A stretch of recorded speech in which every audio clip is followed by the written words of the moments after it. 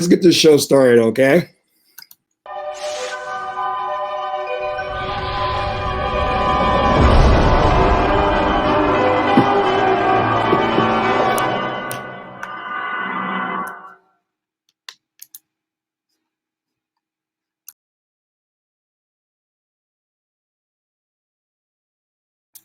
Tapu, Namaste, Arun Nefer, Assalamu Alaikum. This is Kasank Ma Keparu with another broadcast for you. Sorry there, you caught me eating. In today's broadcast, we're going to talk about overcoming challenges. We're going to talk about some techniques that can help us overcome some very difficult challenges in life. But before I tackle that subject matter, I want you to hit the like button on this video. If this is your first time to my channel, welcome. Hit the subscribe button to get notifications on when I go live or when I upload recorded videos. And we have some free ebooks. You can download them today. Just click on the links below. And those ebooks expand on my spiritual teachings. And lastly, if you're not already a Patreon supporter, become one today. I just uploaded an awesome video. It's a hypnosis video, hypnosis on overcoming challenges. So it's one of the best hypnosis video sessions I've ever done. And if you are a Patreon supporter, you'll get that video. And you can become a supporter for as little as $1 or $20 per month. Cancel anytime. So, Tapu, Namaste. How are we doing today? I don't know what the deal is, but this is like crazy. My doctor put me on some new medication, and I've been taking it for 2 weeks now. And I noticed something really strange was going on, that I was eating consistently. We have our production meetings, and of course, you know, it's Halloween, and they're putting candy out everywhere. And I told them to get rid of the candy. I don't eat candy. And I just started grabbing stuff. I'm just like chunking on everything. And I just can't stop eating. And I'm saying, this is unlike me. I don't do this. I don't eat junk food. I don't do any of that. And then I said, oh, it's probably a side effect from the medication he put me on. And I'm like, okay, we've got to do something about that. That's not cool. You know, that's not cool at all. But it's just like my body was just saying, listen, eat. And it's not like I'm like pigging out. It's like I am just grazing, you know, I'm just taking a little here, a layer, but I can't stop grazing, you know. And, you know, it's driving my wives crazy. They have to keep bringing me stuff, you know, and then, you know, with my 16 kids, I'm stealing their candies and everything, and they're just going crazy. Of course, they get all natural candies. And let me tell you guys something. This nonsense about, like, if you look at the candies and the frostings, it's all food coloring. It's the poison, man. That stuff is poison. And I'm looking at that stuff, and it looks bright, it looks colorful, but I'm like, that is not good for you. So if you have kids, keep them away from that stuff. It's going to rot their teeth. It's just not good, you know? And I know, like, during lunch today, I had what they call was a Big Mac, but it was made from it's an Impossible burger. Made to kind of look like a Big Mac, and I was chunking on that. It was really good, actually. So we're going to be shooting next Wednesday, which is great. We had an awesome production meeting today. I'm so happy things went well today. But anyway, enough of that. Let's get to the subject matter at hand. This is going to be a very short broadcast. So let me explain what's going to happen here. I'm going to give you some really cool techniques on overcoming challenges, because we all face challenges in life. But I want you guys to know, as I had already stated, I had just uploaded a hypnosis session on Patreon, and it's a really good video. Not just because I look pretty in the video, but I really go into a lot of detail in a hypnosis session. So the video it's 50 minutes long. It's broken up into 3 sections, and I kind of cover the different trance states, and I talk a little bit about my background, my personal background, about the abuse I experienced as a child, and then I go into taking you into hypnosis, into the trance state, to eliminate the fear of challenges. You know, I did a lot of crazy things in my life, and I you know, I admit that I never wanted to do wrong. I never set out to do the wrong thing, but I was like, get me Tarot deck. Thanks. Okay, thank you. So there's a difference between somebody who does wrong.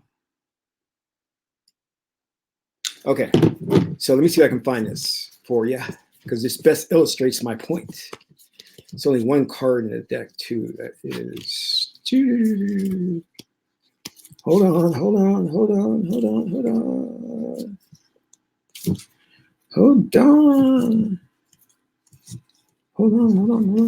I gotta find it. If I don't find it, it would be a shame. You guys would be missing out. All right, I don't see it. It's got to be somewhere in here. Unless we took it out. But why would we take it out? All right, hold on. It's coming.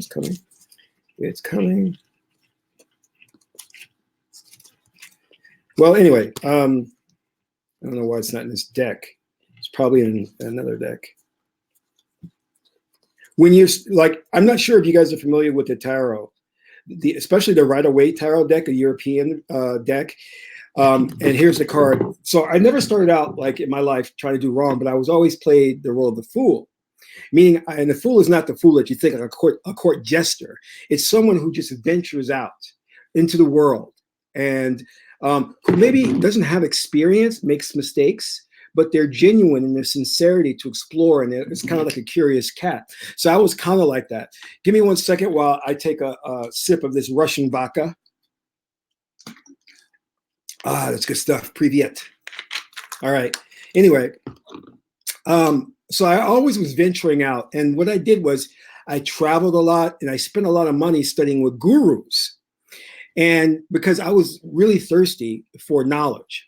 And so I studied, like I told you, I studied Chinese medicine, Chinese black magic, Japanese black magic, studied Wicca, and then, you know, the different African religions, and then finally settled into Kemetic religion. Then I studied NLP, then hypnosis, then studied psychology, studied, you know, what's his name?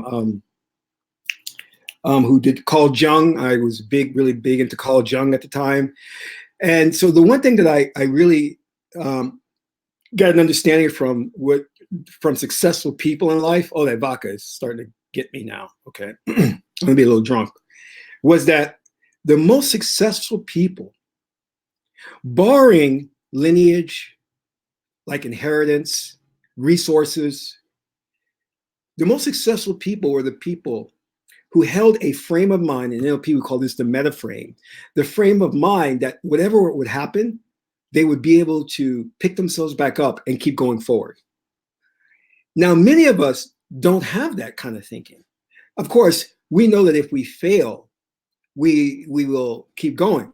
But many of us do not have it within us to risk big and to keep risking big and to fail and keep getting forward. Many of us would get into a situation and give up after a certain number of tries. But I noticed that the most successful people would continue to press forward until they made it. And that's something I wanted to adapt. And the way that you have to do that is, you know, in Western society, you can't talk yourself into being fearless. You can't talk yourself into eliminating fear. You have to place yourself into a state of trance, hypnosis, to reprogram or rewire the subconscious mind so you can press forward. And this is a lot of problem that we see, especially in the African American community, where apathy has really taken root. And there's this whole thing about, well, I'm just going to be a victim. I'm going to play the victim and allow the government and other, you know, programs and resources to come my way instead of making a path for myself. Because the one thing I admired about the Kemetic religion, aside from learning about the story of Asar and Aset, was one character in particular, and that was Hurukuhuti, the god Hurukuhuti, or deity. And he was famous for making this, his famous saying was, he cuts his head off, which means he separates himself from his person, meaning really it's a metaphor for saying that he doesn't have, you know, he separates himself from his emotions. He doesn't have fear. But the most important thing was that he said was, he makes a way where there is no way. And I really love that saying. It resonated with me. So resilient, that's right. That's Jackie C. That is absolutely correct. So the I'm sorry, I got thrown off when I was reading your thing there. I'm thinking resilient. Or resolute, in other words, resolute. Yes, I think that's better. That's better what I was trying to think of. And these people, and in the video that I uploaded to Patreon, I talk about Thomas Edison, him and trying to attempt to invent the light bulb, and the failures that these men, like even if you look at Donald Trump, say whatever you want about him. I don't believe he's a billionaire, but he was nonstop. And a lot of this comes from nurture. It talks about it comes from the family you were brought up, your environment. And unfortunately, I was brought up in an environment where my parents were overly protective. And this was due to racism because we were biracial in the South. So my mother was like, I have to protect you. And that instilled within me and my brother this sense of not going out of the assigned parameters. So we would stay within the parameters and we had a comfort zone. But for some reason, because I was a star seed, I'm getting really detailed into this, because I was a star seed, and to give you a background understanding what star seeds are born with several different programs within them. And those programs get triggered and activate. And I'll do a video on this so you guys understand this in the near future. So even though my parents instilled staying within the comfort zone, not going out of the sound parameters, not taking risks, very much so. We are risk adverse family. The programs went off in me that were put in place by my alien ancestors. So I was like, okay, I have to travel now. And at the time, I was dealing with selective mutism. And what that means is I couldn't communicate. I couldn't speak to people. I couldn't come with any, I couldn't associate or socialize. I couldn't. I would pass out. I would get dizzy and just pass out right in front of you. But the program triggered, and the program said, time to do this. You must go and now learn from gurus. So I literally just packed up. I was in college. I said, I am leaving and I am going to study with this guru. Packed up and I left. Studied with him. I showed up. He said, I will take you in as an uchideshi. Now, uchideshi means living student in Japanese. So he took me in, taught me for 2 years. And then I said, okay, time to move on. Then I went and studied with this other guru in San Diego. And I kept the process going. Now, how did I afford this? Now, a lot of people are thinking, because these guys, they charged like lots of money. The Japanese the Japanese master was $500 an hour. Okay. Plus you had to pay your expenses to Japan and everything. Well, I talked about this before, and it's on my program, how to get $1 million. And I uploaded that to Patreon. So if you're not a Patreon supporter, again, I'm doing another plug. But somehow or another, I was born with the gift of understanding how to manifest abundance, not per se money. Please clearly understand what I'm saying. I knew that there were two important things in my life that I wanted to master. Number one, the ability to be a magician, to have magical powers. And number two, to have what I need when I need it. Abundance, the ability to do what you need when you need to do it. So I had that ability, and I had some good people who were supporting me too, as well. And I share some of those principles with you in the program, that little 2-part video, how to get $1 million. Because when I was a filmmaker, I was trying to get money for my films. Where I saw a lot of other filmmakers struggling to get money, I knew instinctively if I just set a goal and I meditated on it, the money would just come to me. And then I did something weird. I'm going off a bit, but it all makes sense. Just stay with me. Wait, some more Russian vodka. Hold on 1 second. Привет. Okay, so, oh, Hatsumi, that's my, yeah, you know my teacher, Hatsumi. You good there? Hatsumi Sensei. He's a great master, yes. The best, how did you know that? How did you know Hatsumi? How did you know? Tell me. Because I never mentioned his name, because I don't mention my teacher's name because I don't want people showing up and saying, you talk a talk, now teach me. Anyway, now you got me off my story anyway. Now where was I? Okay, so we were traveling, I was learning. So I knew if I set a goal and I meditated consistently in the right way, that the money would then come to me. Okay? And it did. Now, I didn't do it correctly because at that point in time, I was still learning. But the money did come to me and the signs did show. Okay?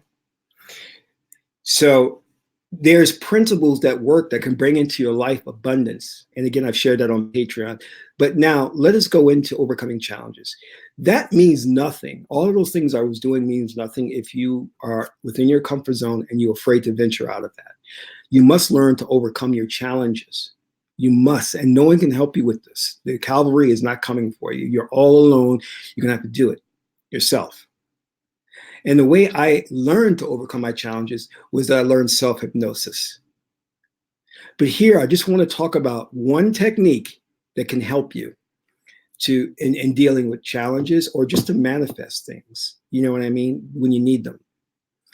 And this is going back to rewriting your history. I'm a big proponent of that. My hypnotherapist that I train with, he did that in terms of rewriting people's past in a state of hypnosis so you can eliminate anything that is causing you pain and strife from your past. You see, and especially, let me talk to you women. A lot of you women are carrying around a lot of baggage from your past. You've got to purge yourself from that because that stuff keeps carrying over into future relationships, into a lot of things. And women are predominantly right brain. And so right brain's emotional, so you retain emotion. And I'm that way. I am Pisces, right brain, so that emotion stays with me.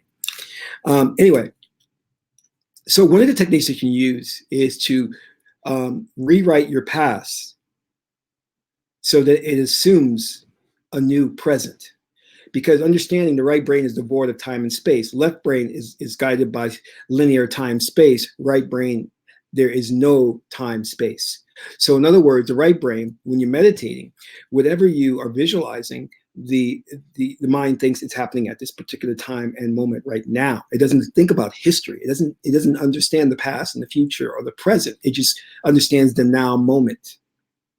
And that's a great thing because once you start to rewrite the past, it by default changes the present.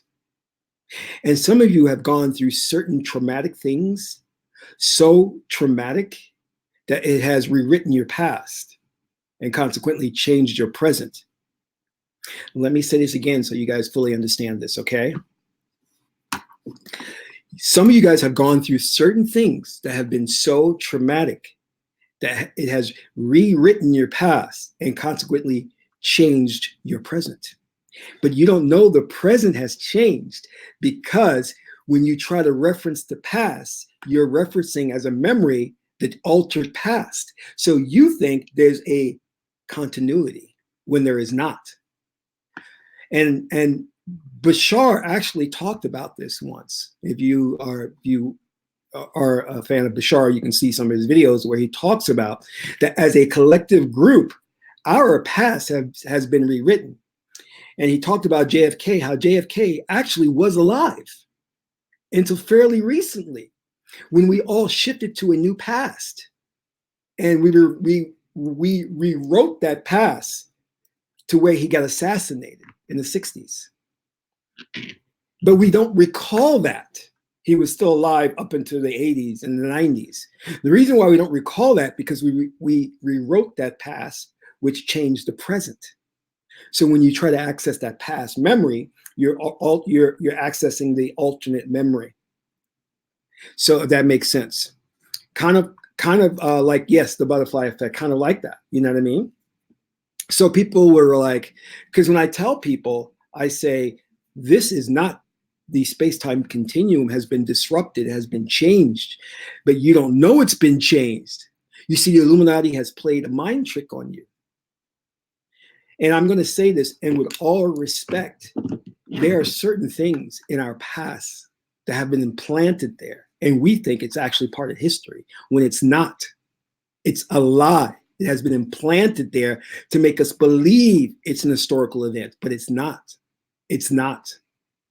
How do I know that for certain? Because I go to the oracle and I do an oracle reading to validate that. I go to the oracle and ask God through the oracle, is this really part of our history? And oracle says, no, it's not. It's an implanted memory. It's an implant.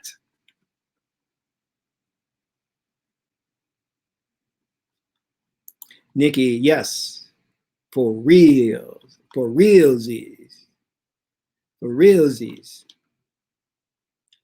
So we are such a primitive society, my beloveds. We are so freaking primitive to us. It's like, it's disgusting. Because there's so much that they're not telling you guys.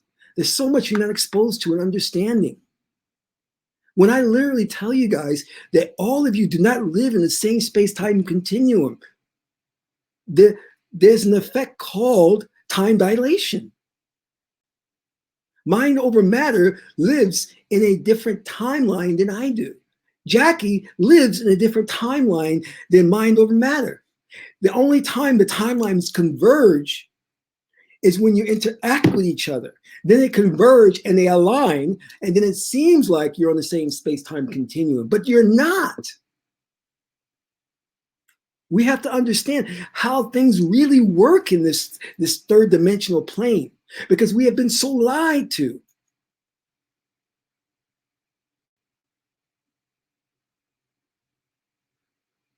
You can't believe your history. Your history is falsified.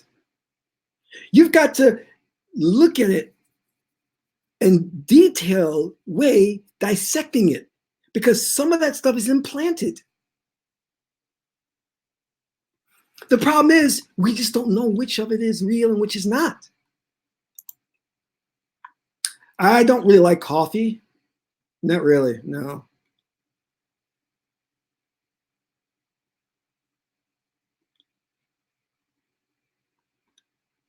I mean, I'll drink it, but I'm not really a big fan of it. You know what I mean?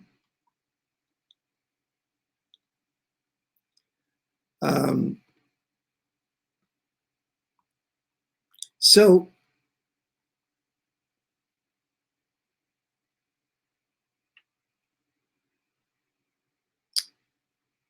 what, Bob, why do you ask that question though? Why are you asking that question, Bob? Why do you want to know, Bob? What's the deal, Bob? What about Bob? Remember that movie? So the thing that you can do that really will help you is to start questioning things. Just question things. Because there's so much that is steering us in the wrong direction.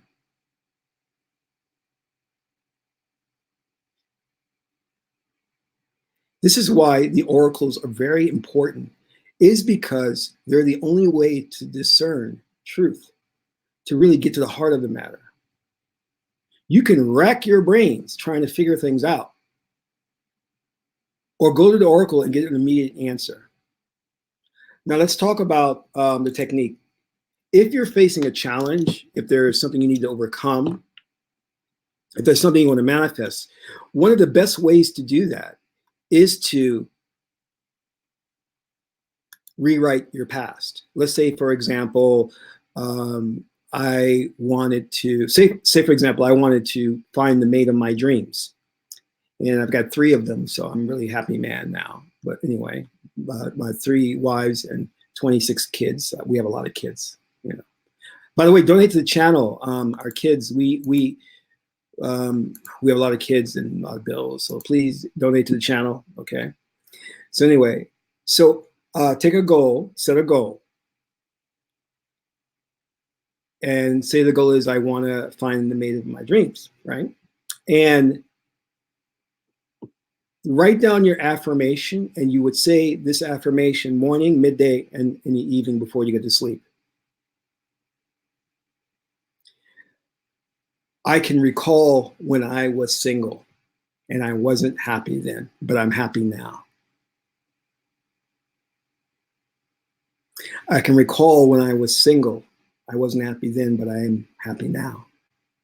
Now, what this is communicating to the subconscious mind, and you should visualize that, visualize a scenario, visualize, well, let me take one step at a time. I don't want to throw you guys off, but let's do the affirmation first, because this is how you would recite it. You can recite it verbally or you can recite it mentally. What this is communicating to the subconscious mind is that, oh, he is trying to access a memory of being single.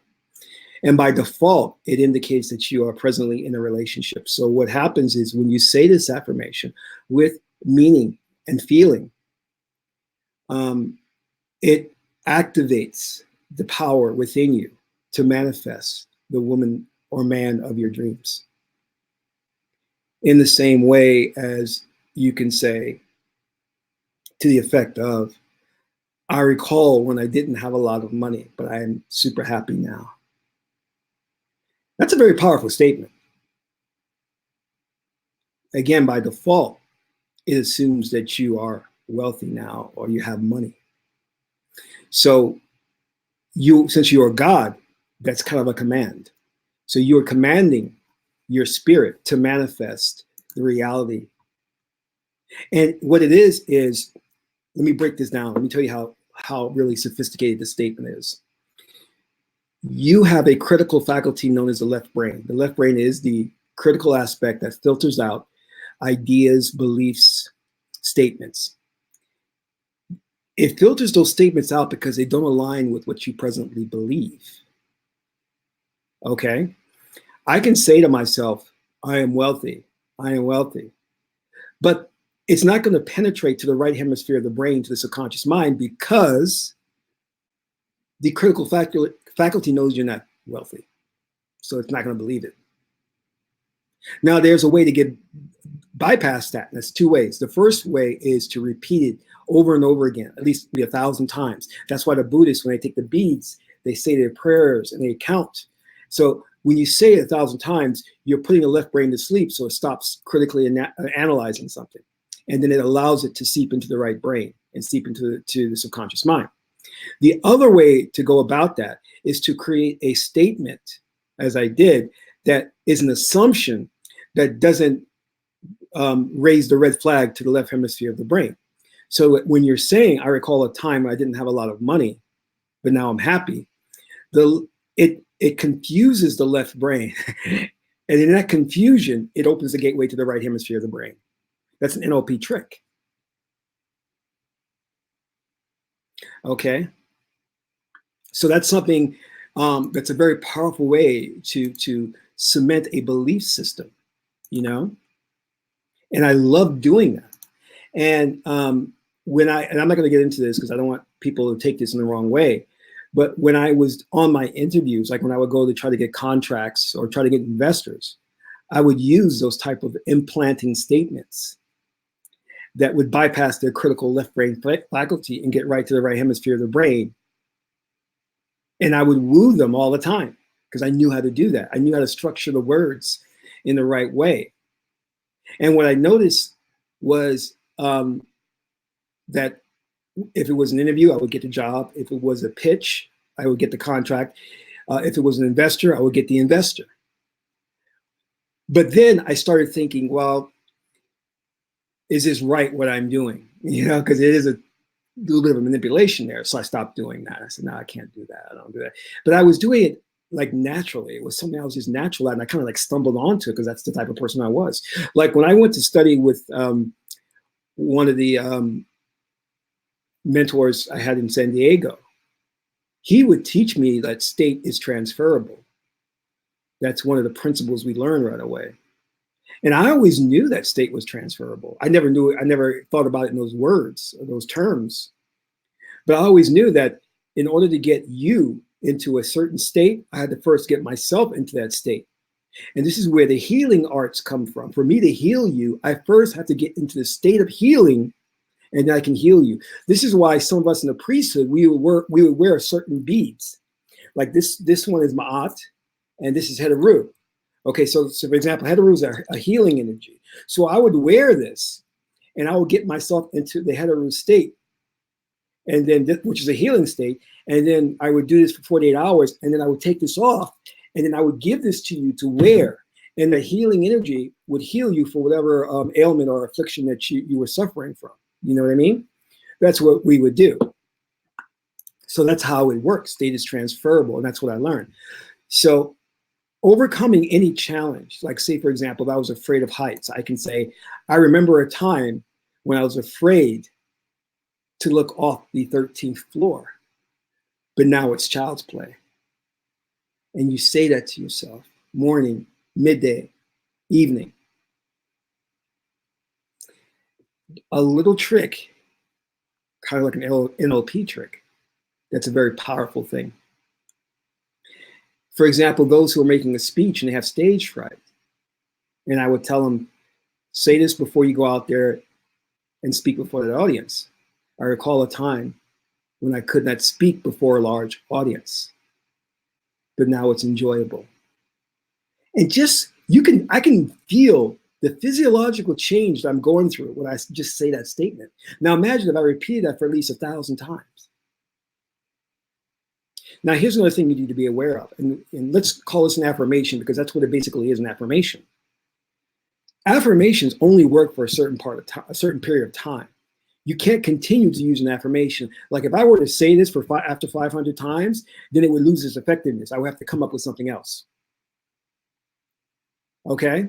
So just so you know that not all affirmations are going to keep working for you. You'll have to change up or write new ones, if that makes sense. Okay? So that's the technique. That's what I wanted to share to you, my Magi's. And I want to thank you for attending. Let me greet you guys. Clifton, Hetepu, Joe Mo, Namaste, Robin, Hetep, Mind Over Matter, Hetepu. I think I said that. Clifton, Namaste, Christina, Hetepu, Nikki. Nikki, you give me trouble all the time, Nikki. Why you give me trouble? Hetep. The best of the best. I don't trust you anymore, the best. You found my secret. You found my guru. I don't trust you. You must have ESPN. You got ESPN? All right. So all of you, I hope you all are a Patreon supporter. I uploaded that video, the hypnosis video on overcoming challenges, that takes you into a hypnosis state and implants post-hypnotic suggestions so you can be fearless, like Haruka Huti, my God. So thank you all for tuning in today. And don't forget, if you get an opportunity to donate to the channel, my 4 wives would appreciate it, and my 7 kids. Until my next broadcast, this is Kasankama Kaparu, son of Ma and Tahuti. My aunt is a beautiful goddess, Heteru. Till my next broadcast, Amun Ra.